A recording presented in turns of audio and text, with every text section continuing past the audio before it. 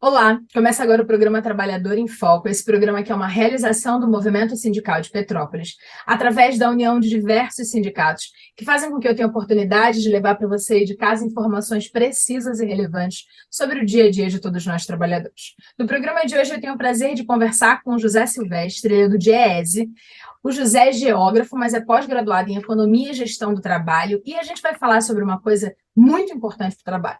Afinal de contas, a gente trabalha por conta disso. A gente trabalha por conta de dinheiro, por conta de salário. E a gente vai falar hoje sobre salário mínimo. Silvestre, seja muito bem-vindo. É um imenso prazer tê-lo novamente aqui no programa Trabalhador em Foco. Ok, boa tarde, Carlos. Obrigado pelo convite.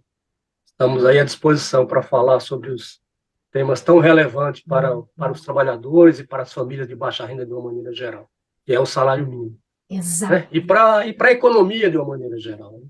com certeza. Salário mínimo, por que que ele foi criado? Para que que ele foi criado? Com que finalidade ele foi criado? Para quem Não, não sabe, primeiro, explica.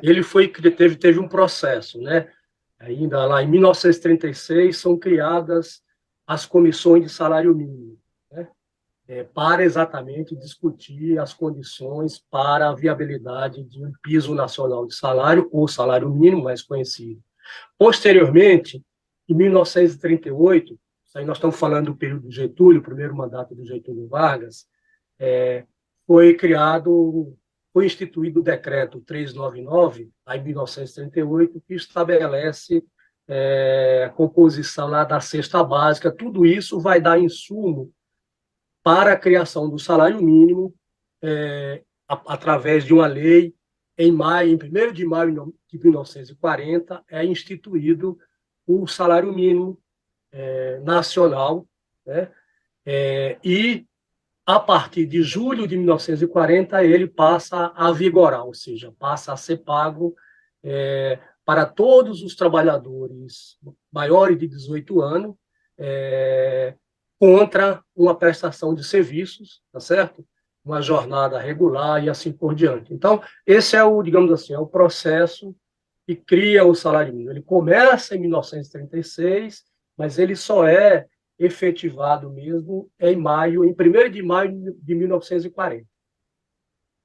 Bom, tem como finalidade, evidentemente, estabelecer esse valor, né, para que você tenha um piso mínimo, né, que ninguém receba, quer dizer, ninguém maior de idade, trabalhador, trabalhadora, receba menos do que esse valor, né? Perfeito. E aí, claro, a gente pode também, na sequência, depois comentar, mais evoluindo no tempo, os seus impactos, o que, que ele significa, o que, que significou, o que, que significa hoje, quais impactos que ele tem, e assim por diante. Eu acho muito importante quando a gente fala historicamente sobre o salário mínimo e a gente pontua para as pessoas que ele nasceu para pagar pelo menos cinco coisas, não é isso?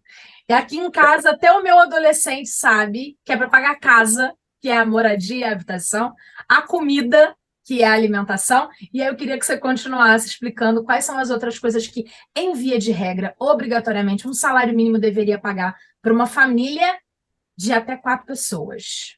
Então, a lei que criou o salário mínimo, posteriormente, Carlos, as constituições e principalmente a Constituição de 1988, eu vou te responder com base na Constituição de 1988, que é a mais recente. Estabelece lá, e o salário mínimo ele tem que ser suficiente para suprir as necessidades básicas do trabalhador e de sua família, com um conjunto de itens. Você já citou alguns aí. Então, alimentação, habitação, vestuário, previdência, saúde, transportes, lazer e assim por diante. Tá? Então, são os itens fundamentais do orçamento das famílias. Né? Então, isso é o que está previsto na Constituição de 1988, itens esses que o salário mínimo deveria ser suficiente para cobrir, né? Para que você tenha, o trabalhador tenha uma vida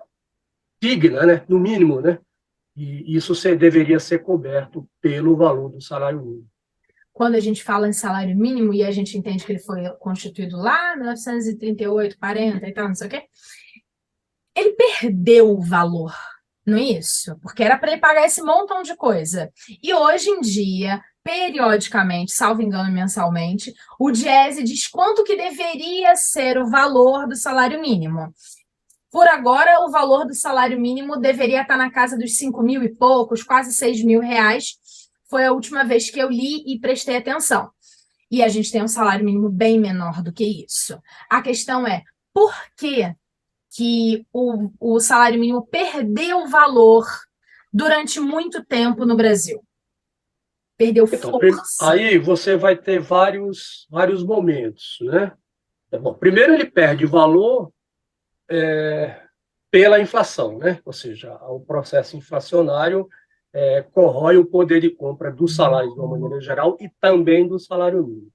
E, de outro lado, ele não tem, né, ou não teve, em vários momentos da história, uma política, né, que lhe garantisse o poder de compra efetivo. Então, como você tem, de um lado, inflação e, de outro, não tem uma política que garanta a manutenção do poder de compra real do salário mínimo, ele, evidentemente, vai perdendo valor. Mas aí, Carla, ao longo desse período, considerando de maio, de julho de 40 para cá, você tem alguns momentos na história que o salário mínimo teve evolução, tá certo?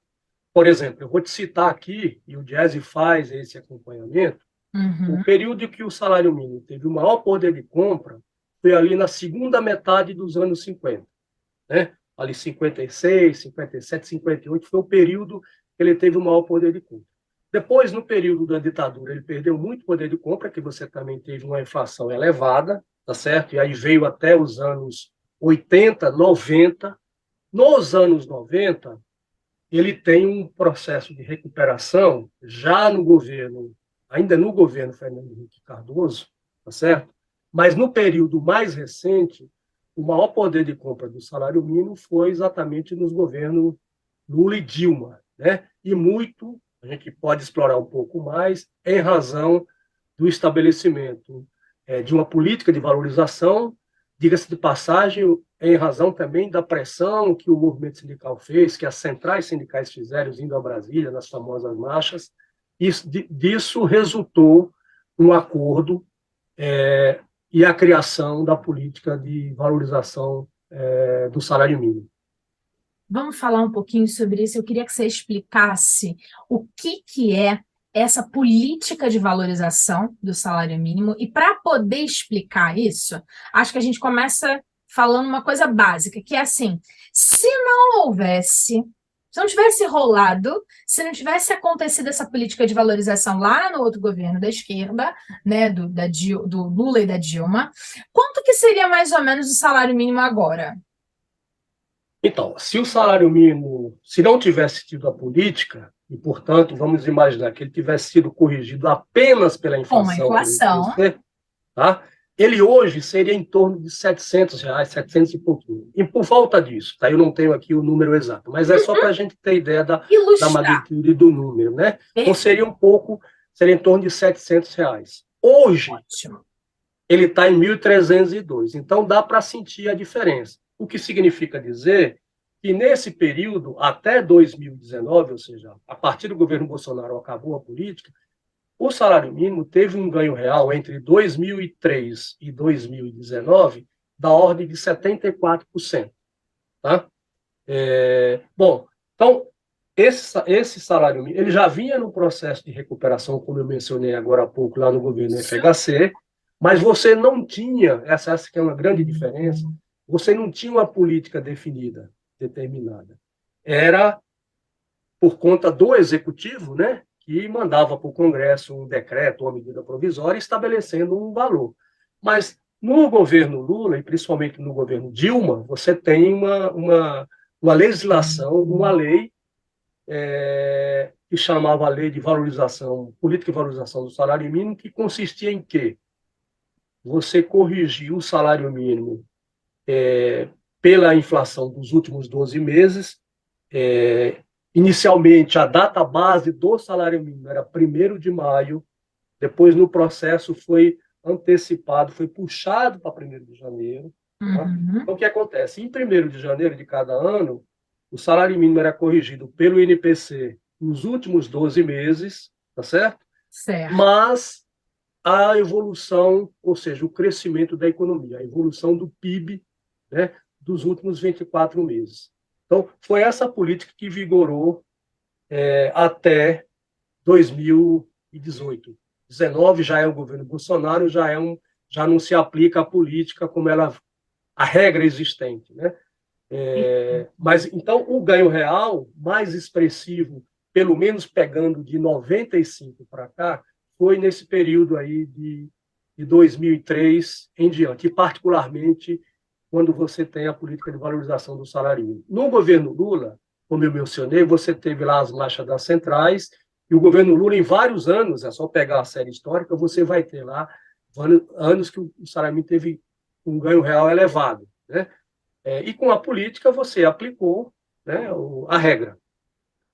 Maravilha. É importante pontuar essa questão da criação desta regra para valorização, porque aí a gente entende que sai da possibilidade de benevolência do governo, ou de um governo ser bonzinho ou não, ou dele estar afim ou não de oferecer 5, 3%. Não, existe uma conta, e essa conta é feita a partir do PIB. Nem todo mundo entende todas as sopinhas de letras que a gente fala aqui no programa Trabalhador em Foco. O PIB é o Produto Interno Bruto. Para quem não conhece de forma muito prática, assim, como é que é feita essa conta? O que é esse PIB? Por que a gente tem esse número? E qual é o impacto? Por que ele é que mexe lá no nosso salário mínimo? Então, primeiro porque a regra estabelece esses dois parâmetros, né? Parâmetros. O INPC e a variação do PIB. O PIB, como você lembrou, é o Produto Interno Bruto. Grosso modo, é a soma de todas as riquezas produzidas no país num determinado período. Normalmente, esse período é de um ano, se mede o crescimento do PIB, tá certo? Ele pode ser, evidentemente, medido em volume físico, em produção, mas, sobretudo, em recursos, né? Em valor monetário, em dinheiro, digamos assim. Tá? Então, o salário mínimo era corrigido dessa forma. O PIB dos últimos 24 meses, quando o PIB cresce, né, por essa regra, evidentemente que o salário mínimo tem um ganho real maior. Né? Quando o PIB cresce pouco ou não cresce, né, aí ele vai ter, por exemplo, quando o PIB foi negativo, teve períodos que o PIB foi negativo, né? Por exemplo, Fica na 16, equação. exatamente, 15 e 16, o que é que acontece? Foi aplicado só a inflação e algum arredondamento, né? Porque você não pode, por exemplo, não pode ser um salário mínimo com fração de centavos, né? Então, às vezes você sempre tem um pequeno arredondamento no valor. Pode ver que você não tem um valor quebrado, né, no É salário mínimo, verdade. Nunca tinha observado isso. né? Porque como é que você vai fazer para, né, por exemplo, você vai querer sacar, sei lá, não tenha 1.302,38. Não tem Não, ou moeda é mil trezentos e divisória. dois ou é 1.300 ou 1.303, por exemplo, né? Perfeito. Então, essa é a regra. Agora, Carla, gostemos ou não, mas eu acho que a diferença fundamental é você ter uma regra, ter uma política de valorização, né? É, isso tá em discussão, a gente fala na sequência, podemos falar um pouco sobre isso. Com certeza. Entendendo que havia essa regra, que essa regra gerou impacto, a gente teve aí 4 anos de um governo que não estabeleceu a regra, que tirou a vigência da regra, e com isso o salário mínimo perdeu poder de compra. É assim que se fala? É isso? Foi isso que aconteceu? Para o trabalhador chão de fábrica, para aquele trabalhador que ganha mesmo salário mínimo, ou um cadinho a mais do salário mínimo, por conta da convenção coletiva do seu sindicato? Então, sim, você especificamente, quem tem digamos assim, os seus rendimentos, ou seus proventos, ou seus benefícios referenciados no salário mínimo, uma vez que o salário mínimo não teve aumento real, teve só a inflação, tá certo? Tá certo? O máximo que ele conseguiu foi preservar o poder de compra, se for corrigido pela inflação. Como não foi nesse período que você fez referência, o que acontece? Ele perdeu o poder de compra. Perdendo o poder de compra, isso significa que as famílias ficam mais pobres, com menor capacidade, por exemplo, de consumir. Família, obviamente, estou me referindo às famílias que têm os seus rendimentos é, que um salário mínimo ou valores muito próximos. E aí, Carla, não só os trabalhadores do mercado formal, mas também as pessoas que são aposentadas, pensionistas da Previdência Social, essas pessoas também perdem, né? Porque, quer dizer, na verdade, só mantém o poder de compra se for corrigido pela inflação, né? Se não for corrigido pela inflação, ele continua perdendo. Se for corrigido pela inflação, mantém o seu poder de compra naquele período, mas não tem nenhum ganho real. Mas aí tem uma observação adicional que eu gostaria de fazer, Carla, que é o Passa. seguinte. A gente está falando de inflação. Inflação é uma medida, é uma média. Grosso modo, é como se você botasse tudo no liquidificador e batesse. Você sai dali uma média, tá certo? É isso. Claro que eu tô exagerando, mas o que eu quero chamar a atenção é o seguinte: a inflação é um processo, né, que impacta diferentemente as famílias, porque ela está baseada na faixa de renda, entre outras coisas, na faixa de renda. Então, por exemplo, uma família que tem como rendimento um salário mínimo ou algo próximo, tá certo? O impacto da inflação para essa família é diferente para aquela família que ganha, por exemplo, 15 salários mínimos por mês. Até porque o padrão de consumo é diferente entre uma família e outra. E essa família de baixa renda, ou referenciada no salário mínimo, compromete grande parte do seu orçamento, do seu rendimento, com a alimentação. E, normalmente, principalmente nesse período mais recente, quem mais subiu, ou pelo menos um dos itens que mais subiram na inflação, foi a alimentação. Então, por isso que se diz que, para essas famílias de baixa renda, o impacto da inflação é diferente do que daquelas de renda mais elevada. Eu sempre falo que, no final das contas, no prato, a gente sempre come mais ou menos a mesma quantidade. O que vai regular é o que que a gente come, né? E aí, com o salário mínimo, não vai dar para comer um monte de coisa. Não vai dar para comer carne de primeira de jeito nenhum. Vai ter que ser salsicha e ovo, e olhe lá, se tiver salsicha e ovo todo dia. E essa é o peso e a medida da tristeza da não valorização do salário, dentre outras muitas coisas que a gente fala aqui no Trabalhador em Foco periodicamente. E quando a gente está falando de ovo e salsicha, e a gente está falando de comida, a gente está falando de vulnerabilidade social, e a gente está falando de uma coisa que chama desigualdade social, que existe de forma preponderante no nosso país. O nosso país é um país com uma grande taxa de desigualdade social, né? A gente tem muita gente muito pobre, muito miserável, tem muita gente pobre, tem muita gente muito batalhadora que só está dando conta de comer. E aí a questão é, por que isso que eu estou falando agora tem a ver com salário mínimo? E eu queria que você falasse para a gente de que forma que aumentar o salário mínimo melhora a distribuição de renda e o combate da desigualdade do país. Então, a melhoria do salário, do poder de compra, né, a evolução do poder de compra do salário mínimo, ele tem, digamos assim, impactos diversos. Um deles é isso que você mencionou, na redução do grau de desigualdade que nós temos no Brasil. Por quê? Primeiro que você permite, mesmo essas pessoas que dependem, grande parte do seu orçamento é para comer, pegar ônibus, pegar metrô, porque precisa ir trabalhar, tá Uhum. certo? Morar, porque não tem como ainda. Enfim.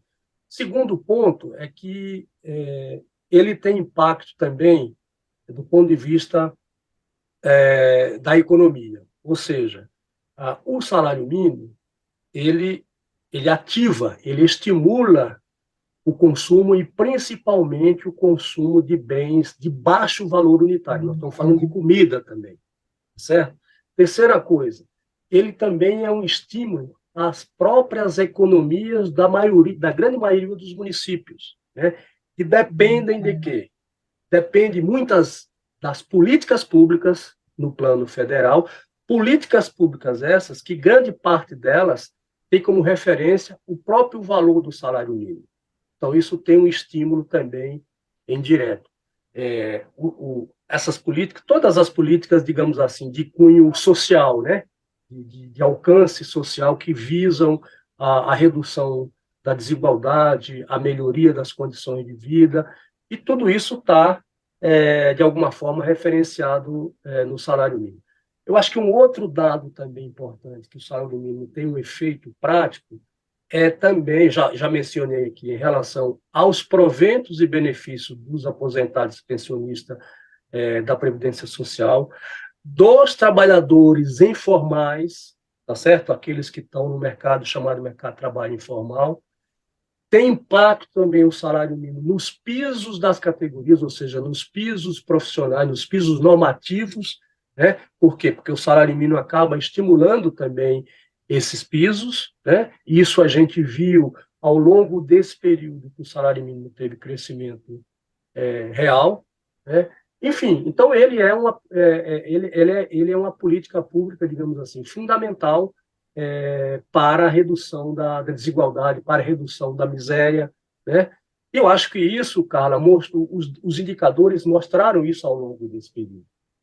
E também eu acho que é uma forma também de se contrapor, e mais do que isso, de mostrar para aqueles que são, digamos assim, contrários, muitas vezes, com argumentos fiscalistas, que isso impacta fortemente na Previdência Social e nas contas públicas, o salário mínimo também representa um, uma injeção de recursos na economia e também um crescimento da arrecadação decorrente do seu aumento, do seu valor.